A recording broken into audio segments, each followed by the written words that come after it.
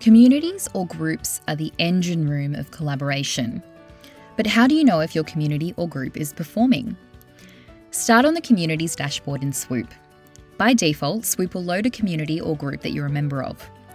You can use the search box here to search for a different one. Put a tick against the one that you're interested in.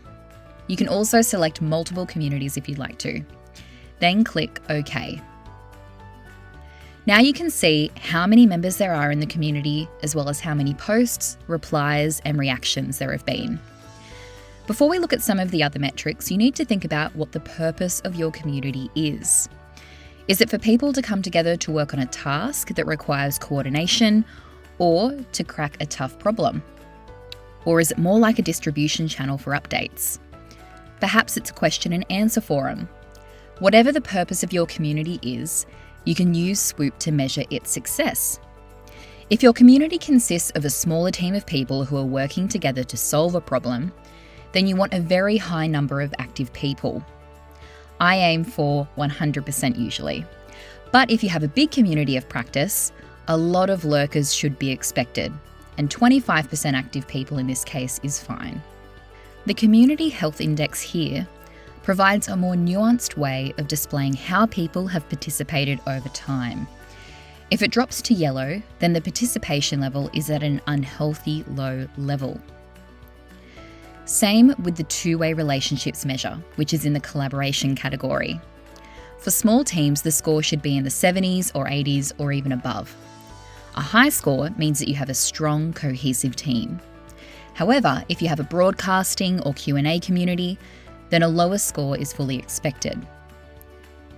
Another quantitative measure is the response rate in the engagement category. If your community is a place where people ask questions, then you need to aim for a high response rate for replies.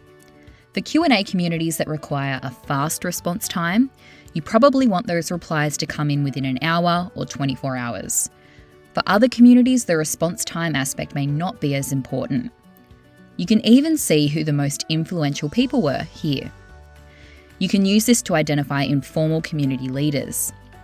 In broadcasting communities, you're likely to see that messages get more reactions than replies. But if you really are a community of practice, a low reply rate probably isn't good. Now, let's look at some of the qualitative measures in SWOOP. Let's jump across to the content category.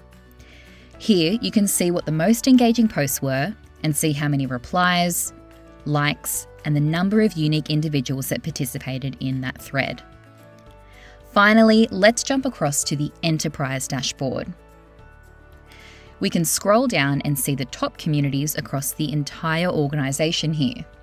Now, is your community one of them?